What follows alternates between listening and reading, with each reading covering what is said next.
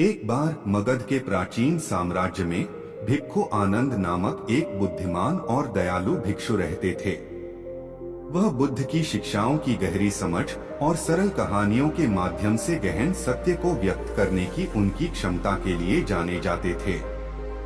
एक दिन जिज्ञासु ग्रामीणों का एक समूह आनंद की बुद्धि की तलाश के लिए मठ में इकट्ठा हुआ। उनमें सुजाता नाम की एक युवती थी जो दुख और असंतोष की एक बड़ी भावना से जूझ रही थी। उसने बुद्धिमान भिक्षु से संपर्क किया और विनम्रता पूर्वक पूछा, आदरणीय आनंद, मैं दुख की इस दुनिया में सच्ची खुशी और शांति कैसे पा सकती हूँ? आनंद उस पर गर्मजोशी से मुस्कुराया और कहा, प्रिय सुजाता, मैं आपको एक माली और उसके गुलाबों के बारे में एक कहानी बताऊंगा। एक बार एक शानदार बगीचे में एक कुशल माली रहता था जो सबसे सुंदर गुलाबों के पोषण में बहुत गर्व करता था।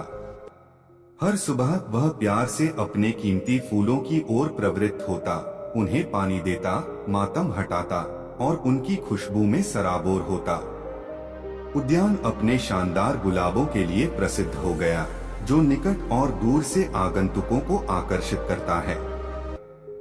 सुजाता ने गौर से सुना, कहानी की शुरुआत से मोहित हो गया।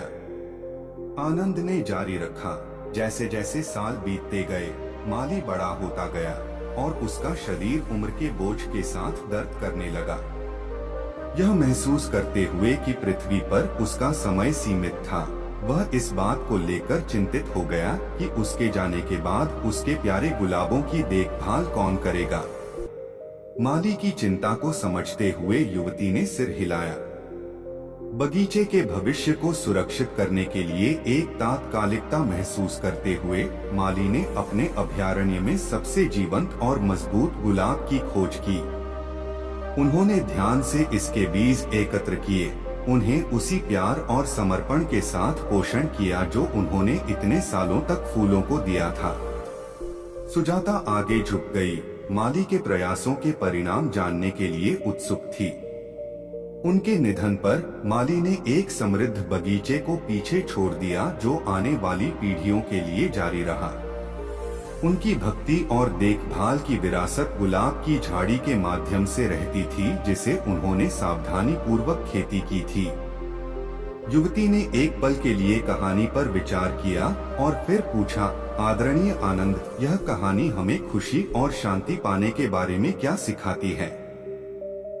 आनंद मुस्कुराया, उसकी आंखें ज्ञान के साथ चमक रही थीं। प्रिय सुजाता, माली की तरह हमें अपने मन और दिलों को प्यार, करुणा और ज्ञान के साथ विकसित करना सीखना चाहिए। जिस तरह वह गुलाबों की ओर प्रवृत्त होता है, उसी तरह हमें अपने भीतर सकारात्मक गुणों का पोषण करना चाहिए और उन्हें दूसरों के साथ साझा करना चाहिए। ऐसा करके हम अच्छाई की एक स्थायी विरासत बनाते हैं जो हमारे जीवन और हमारे आसपास के लोगों के जीवन में खुशी और शांति ला सकती है। युवती को उसके ऊपर स्पष्टता की भावना महसूस हुई।